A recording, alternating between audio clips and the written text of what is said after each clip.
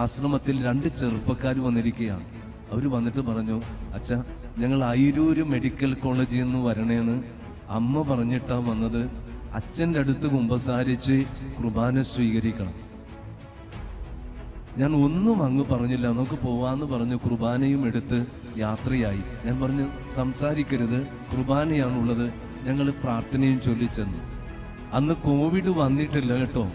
എനിക്ക് 3 മാസ്കാണ് നേഴ്സ് തന്നത്. ആ 3 മാസ്ക് കൂടാതെ തൂവാലയും എടുത്ത് മൂക്ക് മറച്ചു പിടിച്ച് 22 മിനിറ്റ് ഞാൻ കുമ്പസാരം കേട്ടു. അപ്പോൾ എനിക്ക് മനസ്സിലായി, വെറുതെ അല്ല ഈ സ്ത്രീയുടെ ശരീരം പഴുത്ത് പുഴുത്ത് ചീഞ്ഞത്. അത് കാരണം ഒരു കുമ്പസാര രഹസ്യമാണ്. ഈ കുമ്പസാരത്തിന് ശേഷം എന്റെ മനസ്സിൽ 2 രാജാക്കന്മാർ 20 ഇങ്ങനെ തെളിഞ്ഞു വരികയാണ്. ഉണങ്ങാത്ത ഹെസക്കിയ രാജാവിന്റെ വ്രണമുണങ്ങിയ വചനം വരുന്നു. ഞാൻ ഒരിക്കലും ദർശനം പറയാറില്ല, മനസ്സിൽ വന്നു. എന്നിട്ട് കുർബാന കൊടുത്തിട്ട് ഇങ്ങനെ പറഞ്ഞു, എത്രയും വേഗം സുഖപ്പെടട്ടെ. എവിടെയെല്ലാം പ്രാർത്ഥിക്കാൻ പോകുന്നോ അവിടെയെല്ലാം ചേച്ചിക്ക് വേണ്ടി പ്രാർത്ഥിക്കാം. എന്നെ ശ്രവിക്കുന്ന ശ്രോതാക്കളെ, ഞാൻ അന്നാണ് ഈ കുമ്പസാരത്തിന്റെ കുളിർമയും ആ കുമ്പസാരത്തിന്റെ കൃപയും മനസ്സിലാക്കിയത്. 15 ദിവസം കഴിഞ്ഞ് ഈ 2 ചെറുപ്പക്കാർ ആശ്രമത്തിൽ വന്നിട്ട് പറഞ്ഞു, അച്ഛാ, ഹാപ്പി ന്യൂസ് ഉണ്ട്. അമ്മയുടെ പ്രാർത്ഥന കേട്ടു, അച്ഛൻ വന്നതിന് നന്ദി, ഒരു സന്ദേശം അറിയിക്കാൻ വന്നതാണ്. ഞാൻ ചോദിച്ചു, എന്താ? 28 വർഷമായി സ്കിൻ സ്പെഷ്യലിസ്റ്റ് ആയ ഡോക്ടർ അമ്മയോടും ഞങ്ങളോടും ചോദിക്കുകയാണ്, നിങ്ങളുടെ അമ്മയുടെ ഈ മുറിവെങ്ങനെ ഉണങ്ങി? ഞാൻ പുരട്ടാനും കഴിക്കാനും തന്ന മരുന്ന് കൂടാതെ എന്തും മരുന്നാ കൊടുത്തത്? കുമ്പസാരിച്ചു, കുർബാന സ്വീകരിച്ചു. ഇതുപോലുള്ള ഒരുപാട് അനുഭവങ്ങൾ അച്ഛൻ പറയാനുണ്ട്. അതുകൊണ്ട് നമ്മുടെ ജീവിതത്തിൽ അനുഗ്രഹം ഉണ്ടാവണമെങ്കിൽ വിവാഹ തടസ്സം, ജോലി തടസ്സം, പലവിധത്തിലുള്ള തടസ്സങ്ങൾ മാറണമെങ്കിൽ ജോഷു പറഞ്ഞത് സത്യമാണ്. നിങ്ങളെ തന്നെ വിശുദ്ധീകരിക്കുക. കർത്താവ് നിങ്ങളുടെ കുടുംബത്തിൽ, ജീവിതത്തിൽ അനുഗ്രഹം വർഷിക്കും. അപ്പൊ നല്ല കുമ്പസാരം. ജനത്തിന് തെറ്റിദ്ധാരണയാണ്, ജോർജ് അച്ഛൻ 10 പേരുടെ പേര് വിളിച്ചു പറഞ്ഞ് പണം എടുക്കണേണ്. തെറ്റിദ്ധാരണയാണ്. 10 പേരുടെ ജന്മദിനം, കുഴിയാഴ്ച, 30 ആണ്ട്, വെഡിങ് ആനിവേഴ്സറി എല്ലാം ഒറ്റ ദിവസം വന്നു. അച്ഛൻ ആ നിയോഗം എടുത്തു, എഴുതി വയ്ക്കുന്നു. ഒരു കുർബാനയുടെ സ്റ്റൈപ്പൻഡ് അച്ഛൻ എടുക്കുകയുള്ളൂ. വാർഷിക ധ്യാനത്തിന് പോകുമ്പോൾ അഭിവന്യ പിതാവിന് കുർബാന കണക്ക് ഏൽപ്പിക്കണം. അത് ഈ ജനത്തിന് ഇതൊന്നും അറിയാൻ പാടില്ല. ഇനി കുർബാന പണം അച്ഛന് ബലിയർപ്പിക്കാനുള്ള കൂലിയല്ല. അതിന്റെ കാനൻ നിയമം, mass stipend is A love offering given to the priest for his sustenance and charity. കുർബാന പണം അച്ഛന്റെ അനുദിന ആവശ്യത്തിനും വേണ്ടിയുള്ള ഒരു ധർമ്മമാണ്. ആ കുർബാന ഡിവൈഡ് ചെയ്താൽ പാട്ടുകാർക്ക്, ഓൾട്ടർ ബോയ്സ്, പള്ളി മെയിൻ്റനൻസ്, ബാക്കി വരുന്നത് 70 രൂപയെ വികാരിയച്ഛനുണ്ടാവുകയുള്ളൂ. ഇനി അറിഞ്ഞിരിക്കണം, ഒരു വികാരിയച്ഛന് ബംഗാളിക്ക് കിട്ടുന്ന സാലറി പോലുമില്ല. രൂപതെന്ന് കൊടുക്കുന്നത് എന്റെ അറിവാണെങ്കിൽ 10,000 രൂപയാണ് ഒരു മാസത്തെ ചിലവ്. കുർബാന 30 ഉണ്ടെങ്കിൽ അതൊന്ന് കൂട്ടി നോക്ക്. കൂടി വന്നാൽ 14,000 15,000 രൂപയാണ് ഈ ഇരിക്കുന്ന അച്ഛന്മാരുടെ ജീവിത സന്താനത്തിന് വേണ്ടി ഉള്ളത്. ആ കാര്യവും നമ്മൾ മറന്നു പോകരുത്. കാറ്റക്കിസം ഓഫ് ദ കാത്തലിക് ചർച്ചിൽ ഒരു കുമ്പസാരത്തിൽ നിന്നും 15 കൗദാശിക ഫലങ്ങളാണ് നമുക്ക് ലഭിക്കുന്നത്. വചനം പറയുന്നു, ജോഷുവ 3:5, നിങ്ങളെ തന്നെ വിശുദ്ധീകരിക്കുന്ന നാളെ കർത്താവ് നിങ്ങളുടെ ഇടയിൽ, നിങ്ങളുടെ കുടുംബത്തിൽ അത്ഭുതം പ്രവർത്തിക്കും. ബാറൂഖ് 4:8, എന്നിൽ നിന്ന് അകലാൻ കാണിച്ച 10 ഇരട്ടി ചൈതന്യത്തോടെ എന്നെ തേടുവിൻ.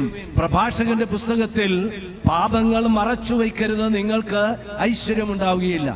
ആരാധനകളുടെ ആരാധനയാണ്, കൂദാശകളുടെ കൂദാശയാണ്, നിത്യസ്നേഹത്തിന്റെ അച്ചാരമാണ്. പരിശുദ്ധ കുർബാന 11 ഓർമ്മയാണ്.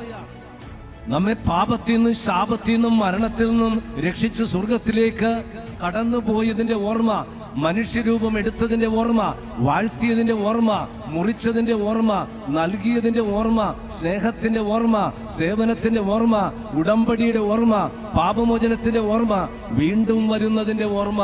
ഒരു കുർബാനയിൽ നിന്നും 77 കൃപകളും വരങ്ങളുമാണ് ലഭിക്കുന്നത്. തുടരുന്ന ബലിയാവണം. അതായത് ചേച്ചിമാരും അനുജത്തിമാരും കുർബാന സ്വീകരിച്ച് അടുക്കളയിലേക്ക് പോകുമ്പോൾ അടുക്കള ഭർത്താവിനും മക്കൾക്കും വേണ്ടിയുള്ള അൾത്താരയായിട്ട് മാറുകയാണ്. അപ്പച്ചന്മാരും ചേട്ടന്മാരും ജോലി സ്ഥലത്ത് പോയി ജോലി ചെയ്യുമ്പോൾ ഭാര്യയ്ക്കും മക്കൾക്കും വേണ്ടിയുള്ള ബലിക്കല്ലായി മാറുകയാണ്. കൊച്ചുമക്കളെ സ്കൂളിലേക്ക് പോയിട്ട് നന്നായി പഠിച്ച് A+ വാങ്ങിക്കുമ്പോൾ നിങ്ങളും ബലിയർപ്പിക്കുകയാണ്. അതുതന്നെയാണ് വൈദികരും സന്യസ്തരും നാം ഏവരും ചെയ്യുന്നത്.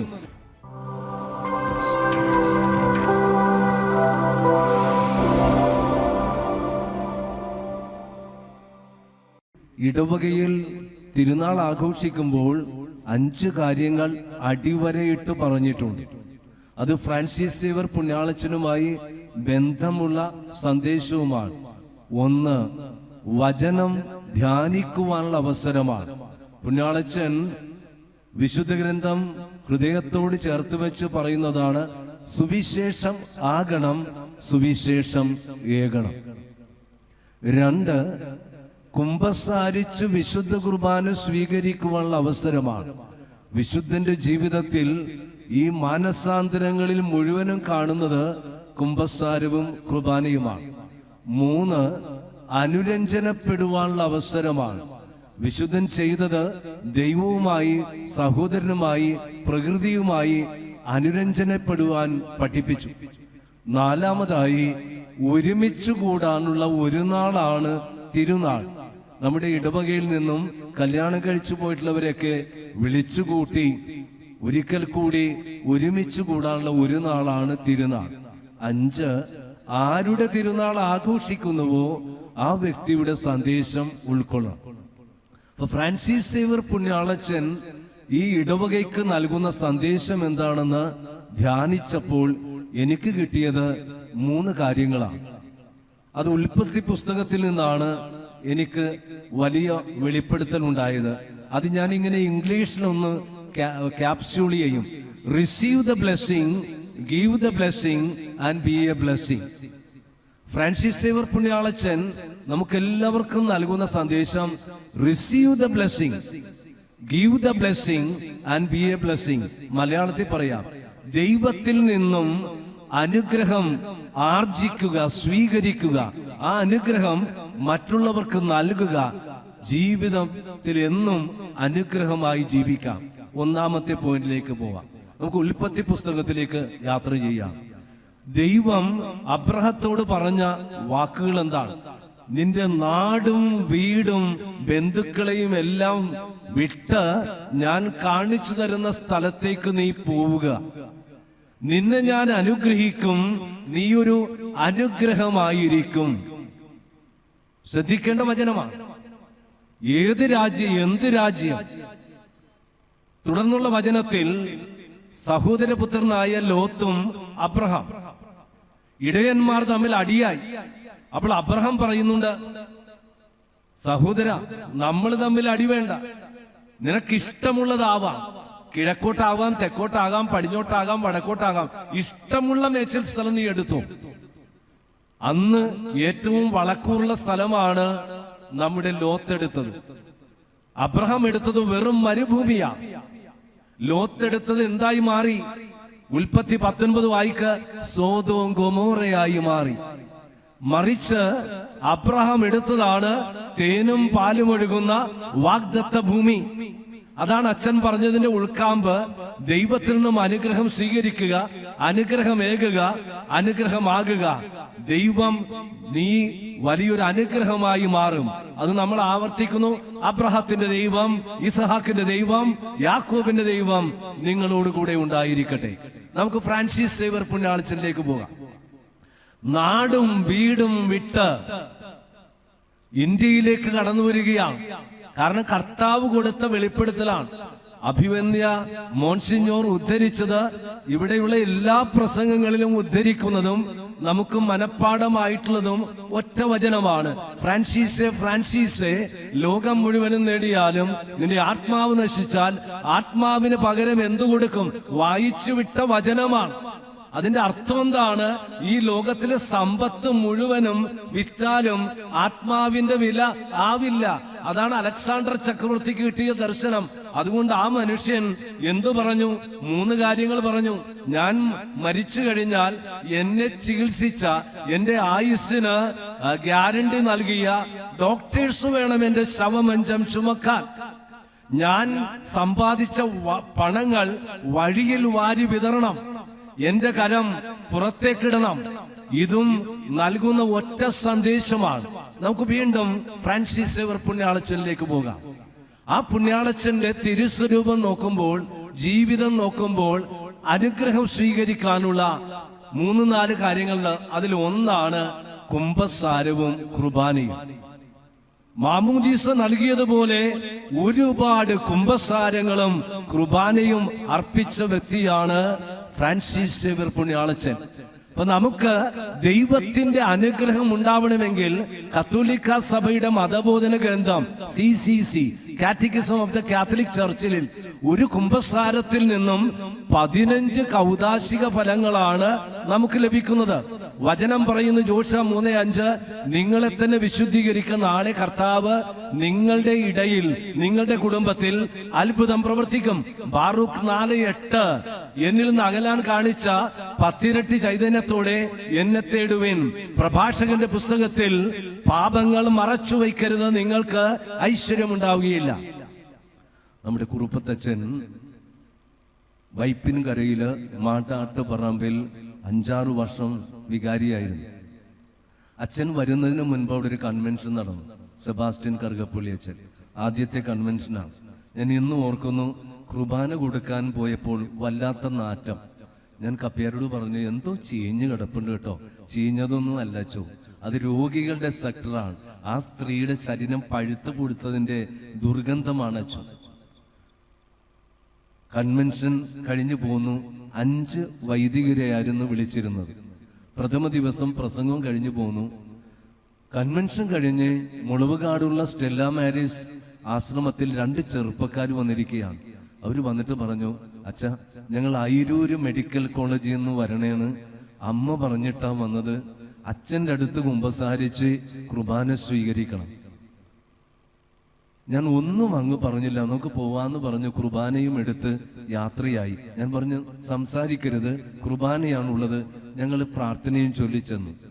അന്ന് കോവിഡ് വന്നിട്ടില്ല കേട്ടോ. എനിക്ക് 3 മാസ്ക് ആണ് നേഴ്സ് തന്നത്. ആ 3 മാസ്ക് കൂടാതെ തൂവാലയും എടുത്ത് മൂക്ക് മറച്ചു പിടിച്ച് 22 മിനിറ്റ് ഞാൻ കുമ്പസാരം കേട്ടു. അപ്പോൾ എനിക്ക് മനസ്സിലായി, വെറുതെ അല്ല ഈ സ്ത്രീയുടെ ശരീരം പഴുത്ത് പുഴുത്ത് ചീഞ്ഞത്. അത് കാരണം ഒരു കുമ്പസാര രഹസ്യമാണ്. ഈ കുമ്പസാരത്തിന് ശേഷം എന്റെ മനസ്സിൽ 2 രാജാക്കന്മാർ 20 ഇങ്ങനെ തെളിഞ്ഞു വരികയാണ്. ഉണങ്ങാത്ത ഹെസക്കിയ രാജാവിന്റെ വ്രണമുണങ്ങിയ വചനം വരുന്നു. ഞാൻ ഒരിക്കലും ദർശനം പറയാറില്ല, മനസ്സിൽ വന്നു. എന്നിട്ട് കുർബാന കൊടുത്തിട്ട് ഇങ്ങനെ പറഞ്ഞു, എത്രയും വേഗം സുഖപ്പെടട്ടെ. എവിടെയെല്ലാം പ്രാർത്ഥിക്കാൻ പോകുന്നോ അവിടെയെല്ലാം ചേച്ചിക്ക് വേണ്ടി പ്രാർത്ഥിക്കാം. എന്നെ ശ്രവിക്കുന്ന ശ്രോതാക്കളെ, ഞാൻ അന്നാണ് ഈ കുംഭസാരത്തിന്റെ കുളിർമയും ആ കുംഭസാരത്തിന്റെ കൃപയും മനസ്സിലാക്കിയത്. 15 ദിവസം കഴിഞ്ഞ് ഈ 2 ചെറുപ്പക്കാർ ആശ്രമത്തിൽ വന്നിട്ട് പറഞ്ഞു, അച്ഛ, ഹാപ്പി ന്യൂസ് ഉണ്ട്. അമ്മയുടെ പ്രാർത്ഥന കേട്ടു, അച്ഛൻ വന്നതിന് നന്ദി, ഒരു സന്ദേശം അറിയിക്കാൻ വന്നതാണ്. ഞാൻ ചോദിച്ചു, എന്താണ്? 28 വർഷമായി സ്കിൻ സ്പെഷ്യലിസ്റ്റ് ആയ ഡോക്ടർ അമ്മയോടും ഞങ്ങളോടും ചോദിക്കുകയാണ്, നിങ്ങളുടെ അമ്മയുടെ ഈ മുറിവെങ്ങനെ ഉണങ്ങി? ഞാൻ പുരട്ടാനും കഴിക്കാനും തന്ന മരുന്ന് കൂടാതെ എന്തും മരുന്നാ കൊടുത്തത്? കുമ്പസാരിച്ചു, കുർബാന സ്വീകരിച്ചു.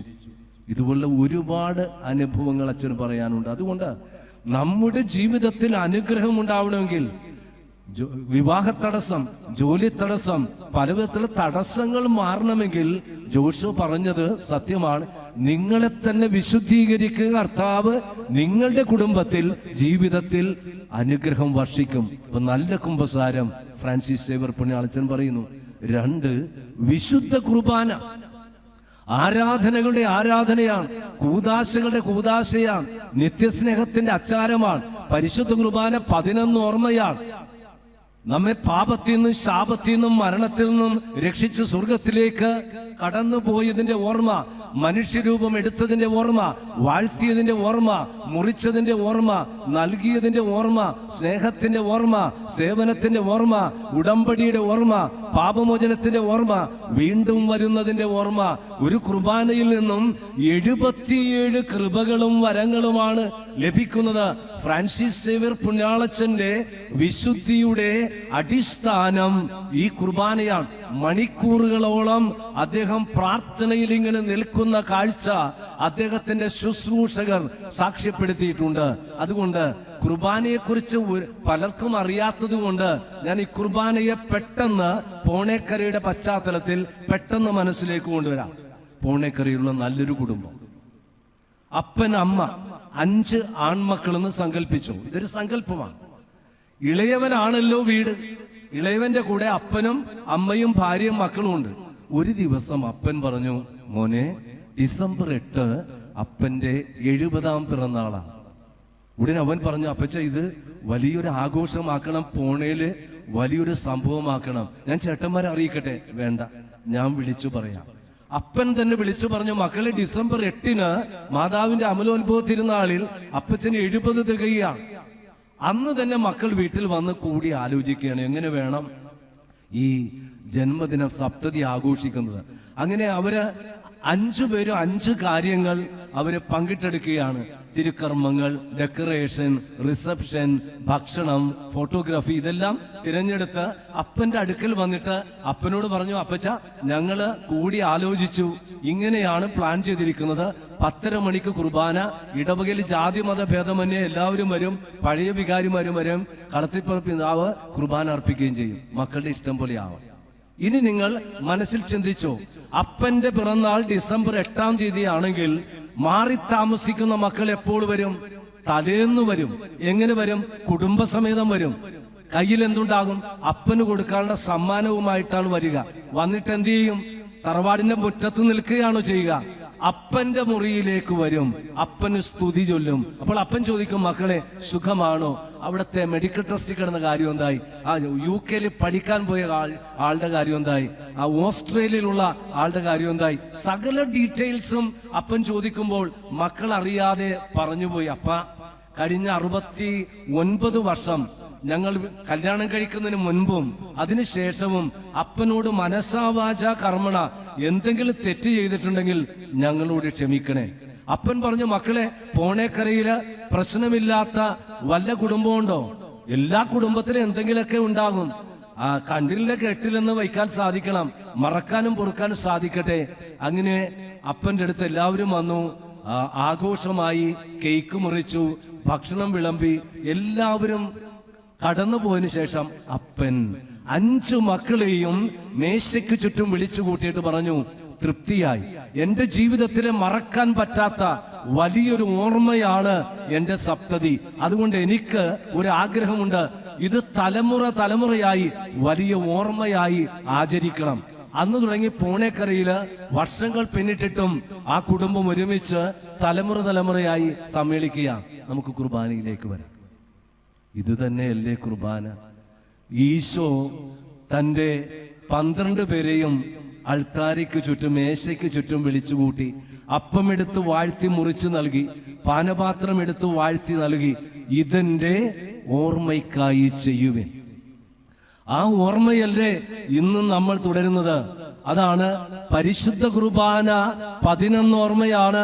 ഈശോയുടെ ജനന, മരണ, ഉത്ഥാന രഹസ്യമാണെന്ന് അച്ഛൻ പറഞ്ഞത്. അതുകൊണ്ട് കുർബാന എന്ന് പറയുന്നത് നമ്മുടെ ഈശോയുടെ ബർത്ത്ഡേ ആണ്. ഞാൻ ഡിസംബറിന് വേണ്ടി കാത്തിരിക്കാറില്ല. For me every holy mass is a Christmas. എനിക്ക് ഓരോ കുർബാനയും ഈശോ അൾത്താരിൽ പിറന്നു വീഴുന്നതാണ്. അപ്പോ ഈശോ അപ്പന്റെ പിറന്നാളാണ്. ഇടവകയാവുന്ന തറവാടാണ്. അപ്പോൾ അപ്പന്റെ പിറന്നാളിന് എപ്പോൾ വരണം? തലേന്ന് വരണ്ട, നേരത്തെ വരണം. അതിനാണ് നമ്മുടെ കപ്പ്യാരി ഏട്ടൻ 3 മണി അടിക്കുന്നത്. 1-ാം മണി, 2-ാം മണി, 3-ാം മണി. അകന്ന ഒരുക്കം, അടുത്ത ഒരുക്കം, ഏറ്റവും അടുത്ത ഒരുക്കം, അതിനാണ് മണിയടിക്കുന്നത്. എന്നിട്ട് അപ്പന് പിറന്ന മക്കളാണെങ്കിൽ മുറ്റത്ത് നിൽക്കരുത്.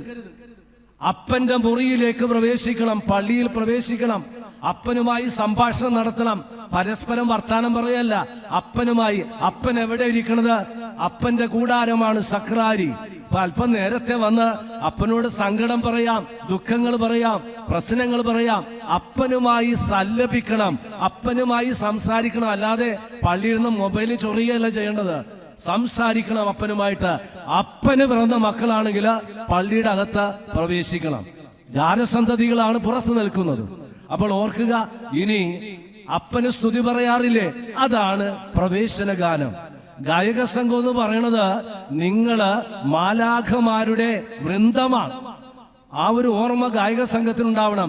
പലപ്പോഴും എന്താ സംഭവിക്കുന്നത്, പ്രൊഫഷണൽ പാട്ടുകാരായിട്ട് വന്നിട്ട് പ്രസംഗ സമയത്ത് പുറത്തു പോയിട്ട് മൊബൈൽ നോക്കിക്കൊണ്ടിരിക്കും. ഇവിടുത്തെ കാര്യമല്ല ഞാൻ പറഞ്ഞത്, പൊതുവെയുള്ള കാര്യമാണ് പറഞ്ഞത്. പക്ഷെ ഗായക സംഘം പലപ്പോഴും പ്രസംഗമൊന്നും കേൾക്കില്ല, അവരങ്ങോട്ട് എഴുന്നേറ്റ് ആർട്ടിസ്റ്റായിട്ട് പോകും. അതുപോലെ അൾത്താര ബാലന്മാരും മാലാഖമാരുടെ പ്രതിനിധികളാണ് ഈ ഇരിക്കുന്ന വ്യക്തികളും. അപ്പൊ കുർബാന വന്ന് സ്തുതി പറയുകയാണ്. സ്തുതി പറയുമ്പോ വീട്ടിൽ അപ്പൻ ചോദിച്ചില്ലേ സുഖമാണോ, അതുതന്നെയാണ് നമ്മുടെ കർത്താവായ യേശു ക്രിസ്തുവിന്റെ കൃപയും പിതാവായ ദൈവത്തിന്റെ സ്നേഹവും പരിശുദ്ധാത്മാവിന്റെ സംസർഗവും നിങ്ങളോട് കൂടെ. മക്കളെ സുഖമാണോ? അപ്പൊ മക്കൾ പറയും അത്ര നല്ല സുഖമില്ല, സർവശക്തനായ ദൈവത്തോടും സഹോദരൻ നിങ്ങളോടും ഞാൻ ഏറ്റുപറയുന്നു. എന്തെന്നാൽ വിചാരത്താലും വാക്കാലും പ്രവൃത്തിയാലും തെറ്റ് ചെയ്തു പോയി. മേയാ കുൽപ്പ, മേയാ കുൽപ്പ, മേയാ മാക്സിമ കുൽപ്പ. ക്ലിയർ ആയില്ലേ? ഇനി അപ്പൻ തരുന്ന ഉപദേശമാണ് വായനകൾ. പഴയ നിയമം, സങ്കീർത്തനം, പുതിയ നിയമം. ഇന്ന് പഴയ നിയമത്തിൽ എന്താണ്? ചുവരെഴുത്താണ്. ബെൽഷാസർ രാജാവിനെ കുറിച്ചുള്ള ചുവരെഴുത്തും പുതിയ നിയമത്തിൽ നിന്ന് നമുക്ക് നൽകിയത് വരാനിരിക്കുന്ന വലിയ പീഡനങ്ങളെ കുറിച്ചൊക്കെയാണ്. അവിടെ കർത്താവ് ശക്തി നൽകുമെന്നുള്ള വചനവും ശ്രദ്ധേയമായി. അപ്പോ ഓരോ ദിവസവും അന്നന്ന് വേണ്ട ഉപദേശമാണ് ഈശോ നൽകുന്നത്. ഈശോ നൽകുന്നത് എന്താണ്? ഞാൻ നിങ്ങളെ സ്നേഹിച്ചതുപോലെ നിങ്ങളും പരസ്പരം സ്നേഹിക്കുവിൻ. മറ്റുള്ളവർ നിങ്ങളോട് എപ്രകാരം പ്രവർത്തിക്കണമെന്ന് നിങ്ങൾ ആഗ്രഹിക്കുന്നുവോ അപ്രകാരം പ്രവർത്തിക്കുവിൻ. മറ്റുള്ളവരെ ശ്രേഷ്ഠരായിട്ട് അംഗീകരിക്കുവിൻ. ഈ 3 കാര്യങ്ങൾ ചെയ്താൽ മതി, നമ്മുടെ കുടുംബം കൃപയുള്ള കുടുംബമായിട്ട് മാറും. മറന്നു പോകരുത് 3 വചനം. ഞാൻ നിങ്ങളെ സ്നേഹിച്ചതുപോലെ നിങ്ങളും പരസ്പരം സ്നേഹിക്കണം. മറ്റുള്ളവർ നിങ്ങളോട് എപ്രകാരം പ്രവർത്തിക്കണമെന്ന് ആഗ്രഹിക്കുന്നുവോ അപ്രകാരം പ്രവർത്തിക്കണം. 3-ാമത്തെ വചനം എന്താണ്? മറ്റുള്ളവരെ ശ്രേഷ്ഠരായിട്ട് നിങ്ങൾ കണക്കാക്കണം, പരിഗണിക്കണം. ഇനി അപ്പന് കാഴ്ച കൊടുക്കാറില്ലേ? അതാണ് ഞായറാഴ്ച എടുക്കുന്ന സ്തോത്ര കാഴ്ച. ആ കാഴ്ച തറവാടിന്റെ മെയിന്റനൻസിന് വേണ്ടിയാണ്. എനിക്ക് ഒത്തിരി സന്തോഷം തോന്നി. 20-ാം വർഷത്തിൽ നിങ്ങൾ എല്ലാവരും ചേർന്ന് പുതിയ ഷീറ്റ് ഇട്ടു, മൊത്തം പെയിന്റ് ചെയ്തു, ഇതിന്റെ ഫേസ് മാറ്റി. ഇവിടുത്തെ അവസാനത്തെ പള്ളിയിലെ കുർബാന അർപ്പിച്ച അച്ഛൻ ഈ അച്ഛനാണ്, നെൽസൺ ജോബച്ചനാണ്. ജോഷി അച്ഛനുള്ളപ്പോൾ അവസാനം അർപ്പിച്ചതും ഇവിടെ ഇരിക്കണ എല്ലാവരും ആൾക്കാർ ചുംബിച്ച ആൾക്കാരാണ് ഇവിടെ ഇരിക്കുന്നത്, ഓർമ്മയുണ്ടാവും. അപ്പൊ ഞാൻ പറഞ്ഞു വെച്ചത് ഇടവക മെയിൻറ്റെയിൻ ചെയ്യണ്ടേ, അതിന് കൊടുക്കുന്ന ജീവാംശം, സമയാംശം, സ്നേഹാംശമാണ് നമ്മളിടുന്ന കാഴ്ച. മിച്ചമായതല്ല, മെച്ചമായത് കർത്താവിന് കൊടുത്താൽ അക്ഷയ പാത്രമാകും നമ്മുടെ കുടുംബം. 1 ഗ്ലാസ് വെള്ളം കൊടുത്താലും കൃപയുണ്ടാകുമെന്ന് കർത്താവ് പറഞ്ഞു. അപ്പൊ ഓർക്കുക, ഞായറാഴ്ച ഇടുന്ന ഈ കാഴ്ചകൾ കുറുപ്പത്തച്ഛനോ നീച്ചനോ കൊണ്ടുപോകാനില്ല. അത് കൈക്കാരന്മാര് എണ്ണി തിട്ടപ്പെടുത്തി അടുത്ത ആഴ്ച വിളിച്ചു പറയുക, നിങ്ങൾ മക്കളെ തറവാടിന് വേണ്ടി ഇത്രത്തോളം തന്നു, നിങ്ങൾ കൊടുത്തത് കൊണ്ടാണ് ഇപ്രകാരമൊക്കെ ചെയ്യാൻ. നിസ്സാരമല്ല ഈ മെയിൻ്റെനൻസ് നിങ്ങൾ ചെയ്തിരിക്കുന്നു. അതുകൊണ്ട് വലിയൊരു അഭിനന്ദനവും ഇത്തരത്തിൽ അറിയിക്കുകയാണ്. അപ്പൊ കാഴ്ചവെക്കുമ്പോൾ തിരുനാള് മറ്റു വരുമ്പോ അച്ഛനോട് ചോദിക്കണം, അച്ഛ എന്താ വേണ്ടത്? അച്ഛൻ പറയും, ഒരു തിരി പാത്രം കിട്ടിയെങ്കിൽ നന്നായിരുന്നു, കുറച്ച് ഷീറ്റ് കിട്ടിയെങ്കിൽ നന്നായിരുന്നു, പ്യൂരിഫിക്കഡ്. അച്ഛനോട് ചോദിച്ചിട്ട് നമ്മുടെ തറവാടിന് ആവശ്യമുള്ള കാര്യങ്ങൾ കാഴ്ചവെക്കുക. ഇനി പരിശുദ്ധം എന്ന് പറയുന്നത് ഹാപ്പി ബർത്ത്ഡേ ആണ്. അപ്പന്റെ കേക്ക് മുറിച്ചിട്ട് നമ്മൾ പാടുന്നില്ലേ ഹാപ്പി ബർത്ത്ഡേ. ഇവിടെ ഓശാന എന്ന് പറയുന്നത് ഈ ഈശോയ്ക്കുള്ള ഒരു ബർത്ത്ഡേ ആശംസയാണ്. അതിനാൽ എല്ലാ മാലാഖമാരോടും വിശുദ്ധരോടും ചേർന്ന് ഞങ്ങളും ആലപിക്കുന്നു.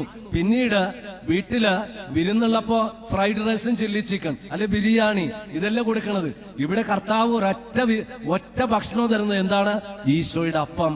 വരുന്ന മക്കൾക്ക് ഈശോയുടെ അപ്പം. അപ്പൊ നിങ്ങൾ ചോദിക്കും, നെൽസൺ ജോബച്ച ഞങ്ങൾക്ക് എന്താ വീഞ്ഞു തരാത്തത്?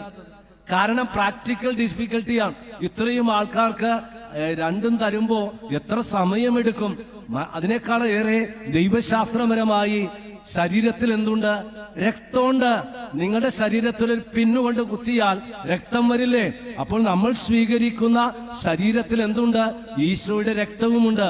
അതേസമയം പ്രഥമ ദിവ്യകാരുണ്യം, കല്യാണം, അങ്ങനെയുള്ള ഒക്കേഷനിലാണ് നമ്മൾ ഡബിൾ സ്പീഷി കൊടുക്കുന്നത്. ഇനി കുർബാന തീരുന്നില്ല, കുർബാന തുടരുന്ന ബലിയാവണം. അതായത് ചേച്ചിമാരും അനുജത്തിമാരും കുർബാന സ്വീകരിച്ച് അടുക്കളയിലേക്ക് പോകുമ്പോൾ അടുക്കള ഭർത്താവിനും മക്കൾക്കും വേണ്ടിയുള്ള അൾത്താരയായിട്ട് മാറുകയാണ്. അപ്പച്ചന്മാരും ചേട്ടന്മാരും ജോലി സ്ഥലത്ത് പോയി ജോലി ചെയ്യുമ്പോൾ ഭാര്യയ്ക്കും മക്കൾക്കും വേണ്ടിയുള്ള ബലിക്കല്ലായി മാറുകയാണ്. കൊച്ചുമക്കളെ സ്കൂളിലേക്ക് പോയിട്ട് നന്നായി പഠിച്ച് A+ വാങ്ങിക്കുമ്പോൾ നിങ്ങളും ബലിയർപ്പിക്കുകയാണ്. അതുതന്നെയാണ് വൈദികരും സന്യസ്തരും നാം ഏവരും ചെയ്യുന്നത്. അപ്പം കുർബാന തുടരുന്ന ബലിയാണ്. ഇനിയും ശ്രദ്ധിക്കണം.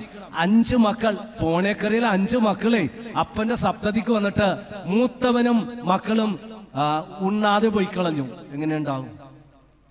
പോണേക്കരയിലെ മൂത്ത മകനും മക്കളും ഭക്ഷണം കഴിക്കാതെ പോയ അപ്പന് വിഷമം ഉണ്ടാവൂലേ?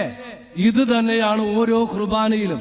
കുർബാനയ്ക്ക് അമ്മ വീട്ടിൽ വന്നിട്ട് വിശുദ്ധ കുർബാന സ്വീകരിക്കാതെ പോകുമ്പോ ഈശോ അപ്പച്ചന് സങ്കടമുണ്ടെന്നുള്ള കാര്യവും അച്ഛൻ ഓർക്കുന്നു. കൂടാതെ നമ്മൾ ചിന്തിക്കേണ്ടത്, നമ്മുടെ ഹൈന്ദവര് അമ്പലത്തിൽ പോകാറുണ്ട്, കുളിച്ച് ഈർണണിഞ്ഞാ പോകുന്നത്, ശരിയല്ലേ? ഈർണണിഞ്ഞു പോയ കുളിച്ച് ഈർണണിഞ്ഞു പോയി അവരാരെങ്കിലും മൊബൈല് വിളിക്കാറുണ്ടോ? വിളിക്കാറുണ്ടോ? അമ്പല കോമ്പൗണ്ടില് മുസ്ലിംസ് അവര് ചെയ്യാറുണ്ടോ? നമ്മൾ പള്ളി വന്നിട്ട് അവിടെ ഇരുന്ന് തോണ്ടിക്കൊണ്ടിരിക്കും. കഴിഞ്ഞ ദിവസം ഒരു ചേട്ടൻ, പ്രായമുള്ള ചേട്ടൻ, അദ്ദേഹത്തിന് ഗൾഫിൽ നിന്ന് മക്കൾ കൊടുത്താണ്. ഇത് ഓൺ ചെയ്യാനും ഓഫ് ചെയ്യാനും അറിയാൻ പാടില്ല. ഞാൻ പ്രസംഗിച്ചുകൊണ്ടിരിക്കുമ്പോ ഈ ചേട്ടന്റെ മൊബൈലിൽ നിന്ന് വരുന്നതാണ് ഒരു റൊമാൻറ്റിക് പാട്ടാണ്. കാണുമ്പോൾ പറയാമോ ഹൃദയത്തിൽ ഒരു അനുരാഗമെന്ന്. ആ പാട്ട് വല്യപ്പന്റെ കളവന്റെ മൊബൈലിൽ നിന്ന് വന്ന പാട്ടാണ്. എന്നിട്ട് ഇങ്ങനെ കുത്തിക്കൊണ്ടിരിക്കണേ, ഓഫ് ചെയ്യാനും അറിയാൻ പാടില്ല. അത് ഞാൻ പറഞ്ഞില്ല, ഹിന്ദുക്കള് അവര് കുളിച്ച് ഈർണണിഞ്ഞാ വരുന്നത്. ഇത് ഒറ്റണ്ടം കുളിക്കുകയില്ല. അതുകൊണ്ടാണ് ഈ കുന്തിരിക്കം പോക്കണത്. സത്യമായിട്ട് തന്നെ പള്ളി കുന്തിരിക്കം പോക്കണം. അതുകൊണ്ട് തന്നെ പലരും കുളിക്കൂല. തമാശ പറഞ്ഞാട്ട. അപ്പൊ ഓർക്കുക, നമ്മള് പള്ളിയിൽ നിന്ന് മൊബൈൽ വിളിക്കരുത്, മൊബൈൽ അറ്റൻഡ് ചെയ്യരുത്. ഇത് ഒരു അരമണിക്കൂർ ഇരിക്കാൻ പറ്റില്ല. ഈ സാധനങ്ങളിലേക്ക് പറ്റില്ല. കഴിഞ്ഞ ദിവസം കല്യാണത്തിന് പോയിട്ട് ചേട്ടൻ ഫുൾ ടൈം ഇങ്ങനെ ചൊറിഞ്ഞുകൊണ്ടിരിക്കണായിരുന്നു, പണ്ട് വെറ്റില മുറുക്കണ പോലെ. അതുകൊണ്ട് എന്റെ പൊന്നു സഹോദരങ്ങളെ, അതുപോലെ തന്നെ കുർബാനയുടെ വില അറിയാൻ പാടില്ല. ആശ്രമത്തിൽ ഇന്നലെ വന്നിരിക്കുകയാണ്, അരൂപ്പള്ളി 100 രൂപയാണ്, അപ്പുറത്ത് 150 രൂപയാണ്. കൊവേന്തൽ എന്തു വിലയാണച്ചോന്ന്, ഉള്ളിക്കെന്ത് വിലയാണച്ചോന്ന് ചോദിക്കണം. അൽമായർക്കറിയില്ല. ബഹുമാനപ്പെട്ട ജോർജ് അച്ഛൻ, നിബിൻ അച്ഛനൊക്കെ ബലിയേർക്കുമ്പോൾ ചിലപ്പോ 5-6 വിളിച്ചു പറയും. ജനത്തിന് തെറ്റിദ്ധാരണയാണ്, ജോർജ് അച്ഛൻ 10 പേരുടെ പേര് വിളിച്ചു പറഞ്ഞ് പണം എടുക്കണേണ്. തെറ്റിദ്ധാരണയാണ്. 10 പേരുടെ ജന്മദിനം, കുഴിയാഴ്ച, 30 ആണ്ട്, വെഡിങ് ആനിവേഴ്സറി എല്ലാം ഒറ്റ ദിവസം വന്നു. അച്ഛനാ നിയോഗം എടുത്തു, എഴുതി വയ്ക്കുന്നു. ഒരു കുർബാനയുടെ സ്റ്റൈപ്പൻഡ് അച്ഛൻ എടുക്കുകയുള്ളൂ. വാർഷിക ധ്യാനത്തിന് പോകുമ്പോൾ അഭിവന്യ പിതാവിന് കുർബാന കണക്ക് ഏൽപ്പിക്കണം. അത് ഈ ജനത്തിന് ഇതൊന്നും അറിയാൻ പാടില്ല. ഇനി കുർബാന പണം അച്ഛന് ബലിയർപ്പിക്കാനുള്ള കൂലിയല്ല. അതിന്റെ കാനൻ നിയമം, mass stipend is a love offering given to the priest for his sustenance and charity. കുർബാന പണം അച്ഛന്റെ അനുദിന ആവശ്യത്തിനും വേണ്ടിയുള്ള ഒരു ധർമ്മമാണ്. ആ കുർബാന ഡിവൈഡ് ചെയ്താൽ പാട്ടുകാർക്ക്, ഓൾട്ടർ ബോയ്സ്, പള്ളി മെയിൻ്റനൻസ്, ബാക്കി വരുന്നത് 70 രൂപയെ വികാരിയച്ഛനുണ്ടാവുകയുള്ളൂ. ഇനി അറിഞ്ഞിരിക്കണം, ഒരു വികാരിയച്ഛന് ബംഗാളിക്ക് കിട്ടുന്ന സാലറി പോലും ഇല്ല. രൂപതെന്ന് കൊടുക്കുന്നത് എന്റെ അറിവാണെങ്കിൽ 10,000 രൂപയാണ് ഒരു മാസത്തെ ചിലവ്. കുർബാന 30 ഉണ്ടെങ്കിൽ അതൊന്ന് കൂട്ടി നോക്ക്. കൂടി വന്നാൽ 14,000 15,000 രൂപയാണ് ഈ ഇരിക്കുന്ന അച്ഛന്മാരുടെ ജീവിത സന്താനത്തിന് വേണ്ടി ഉള്ളത്. ആ കാര്യവും നമ്മൾ മറന്നു പോകരുത് എന്നതും ഈ ഫ്രാൻസിസ് സേവ്യർ പുണ്യാളച്ചൻ കുർബാനയെ കുറിച്ച് പറയുമ്പോൾ ഈ ചിന്ത മനസ്സിലിരിക്കട്ടെ. അതുകൊണ്ട് നമ്മുടെ ലത്തീൻ കുർബാന എന്താണെന്ന് സിമ്പിൾ ആയിട്ട് പറഞ്ഞു. ഇനി കുരിശാണ്. വിശ്വസ്തരായിട്ട് ജീവിക്കണം. വചനം പറയുന്നു, വചനം ബാധിക്കണം, വചനം നമ്മളെ ടച്ച് ചെയ്യണം.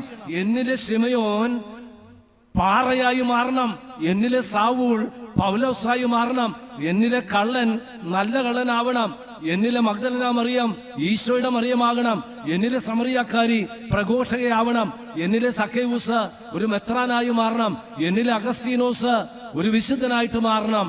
അതാണ് വിശുദ്ധൻ നൽകുന്ന സന്ദേശം. ഈ പ്രാക്ടിക്കൽ അനുഗ്രഹം ഏകുക, അതാണ് ദിവ്യകാരുണ്യം ജീവകാരുണ്യമായിട്ട് മാറണം.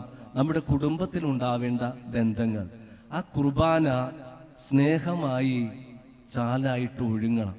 വിളിച്ചിട്ടല്ല പറഞ്ഞിട്ടല്ല അറിഞ്ഞു ചെയ്യുന്ന മറിയത്തെ പോലെ നമ്മുടെ ചാരിറ്റി ബിഗിൻസ് അറ്റ് ഹോം. ആദ്യം വീട്ടിൽ, അത് കഴിഞ്ഞ് അയൽപ്പക്കത്ത്, അത് കഴിഞ്ഞ് കുടുംബ യൂണിറ്റ്, അത് കഴിഞ്ഞ് ഇടവകയിൽ. നമ്മുടെ അനുഗ്രഹം, നമുക്ക് അനുഗ്രഹം ചിലപ്പോൾ സമ്പത്തായിരിക്കാം, കഴിവായിരിക്കാം, പലതുമായിരിക്കാം. അത് നമ്മൾ കൊടുക്കണം. ആദ്യം കുടുംബത്തിൽ കൊടുക്കണം, അയൽപ്പക്കക്കാർ കൊടുക്കണം. സാമ്പത്തികമായിട്ട് കുറവുള്ള വ്യക്തികൾ ചിലപ്പോൾ ഉണ്ടാവാം. ഞങ്ങൾ മുനമ്പത്ത് ധ്യാനിപ്പിക്കുകയായിരുന്നു. 18 വർഷം കാത്തിരുന്ന് കിട്ടിയ ഒരു കുട്ടി, ബ്ലഡ് ക്യാൻസറാണ്, ബ്രയാൻ എന്നാണ് അവന്റെ പേര്. ആ ഇടവക മുഴുവനും ഒന്ന് ചേർന്ന് അവന്റെ കാര്യം ഏറ്റെടുത്തിരിക്കുക. ഇടവക മുഴുവനും ഏറ്റെടുത്ത്, അതാണ് അനുഗ്രഹം ഏകുക.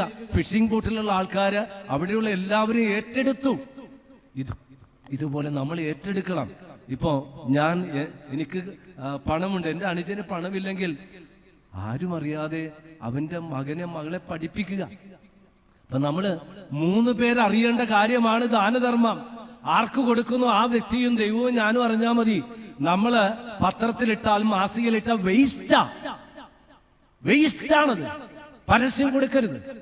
പ്രാർത്ഥിക്കുമ്പോഴും ദൈവവും ഞാനും അറിഞ്ഞാൽ മതി, ഉപവസിക്കുമ്പോഴും ദൈവവും ഞാനും അറിഞ്ഞാൽ മതി, രമ്യത ചെയ്യുമ്പോഴും ഞാനും അറിഞ്ഞാൽ മതി. അപ്പോ അനുഗ്രഹം ഏകുക എന്ന പ്രാക്ടിക്കൽ. അവസാനം അനുഗ്രഹമാകുക. Face of the faceless. Rani മരിയയുടെ ചിത്രം കാണണം കേട്ടോ. ഫേസ് ഓഫ് ദ ഫേസ്ലെസ്, മുഖമില്ലാത്തവരുടെ മുഖമായി മാറണം. പുല്ലുവഴി പുണ്യ വഴിയാക്കി മാറ്റിയ റാണി മരിയയുടെ ആ ചിത്രം കാണണം. ഇടവക മക്കൾ കാണണം, എല്ലാവരും പോയി കാണണം. ഭയങ്കര സന്ദേശമാണ്. നമ്മുടെയൊക്കെ സോഷ്യൽ മീഡിയ നെഗറ്റീവായിട്ടുള്ള സന്ദേശം നൽകുമ്പോൾ ആരാണൊരു മിഷണറി? ആ മിഷണറിയുടെ ചലഞ്ചസ് മുഖമില്ലാത്തവന്റെ മുഖമായി മാറുന്നു, ശബ്ദമില്ലാത്തവന്റെ ശബ്ദമായി മാറുന്നു. അതാണ് മദർ തെരേസ പാപങ്ങളുടെ അമ്മയായി മാറി. ഫാദർ ഡാമിയൻ കുഷ്ഠരോഗികളുടെ അപ്പനായി മാറി. ഫ്രാൻസിസ് സേവ്യർ പുണ്യവാളച്ചൻ ഭാരതത്തിലെ 2ാമത്തെ വലിയ മിഷണറി ആയിട്ട് മാറി. ഫ്രാൻസിസ് അസീസി 2ാമത്തെ ക്രിസ്തുവായി മാറി. അതാണ് അനുഗ്രഹം ഏകണം. ഞാനൊന്ന് ക്യാപ്സ്യൂൾ ചെയ്തിട്ട് ഞാൻ നിങ്ങളോട് പറഞ്ഞ കാര്യം ഒന്ന് ക്രോഡീകരിക്കുകയാണ്. പ്രത്യേകിച്ച് സിനഡിന്റെ ക്ലൈമാക്സിൽ, സിനഡിന്റെ വത്തിക്കാൻ കൗൺസിലില് തിരുനാൾ ആഘോഷിക്കുമ്പോൾ അറിഞ്ഞിരിക്കേണ്ട 5 കാര്യങ്ങൾ ഞാൻ പറഞ്ഞു. വചനമാകണം, വചനമേകണം, കുമ്പസാരിച്ച് വിശുദ്ധ കുർബാന സ്വീകരിക്കണം, അനുരഞ്ജനപ്പെടണം, ഒരുമിച്ച് കൂടണം, സന്ദേശം ഉൾക്കൊള്ളണം. ഫ്രാൻസിസ് സേവ്യർ പുണ്യാളച്ചൻ തന്റെ ജീവിതത്തിലൂടെ നൽകിയ സന്ദേശം അനുഗ്രഹം സ്വീകരിക്കുക, അനുഗ്രഹം ഏകുക, അനുഗ്രഹം ആകുക എന്ന സന്ദേശം ഉൾക്കൊണ്ട് ഇത് നമ്മുടെ ജീവിതത്തിലെ ഫ്രാൻസിസ് സേവ്യർ പുണ്യാളച്ചന്റെ സന്ദേശമായി ജീവിക്കുവാൻ സാധിക്കട്ടെ എന്ന് ആശംസിക്കുന്നു.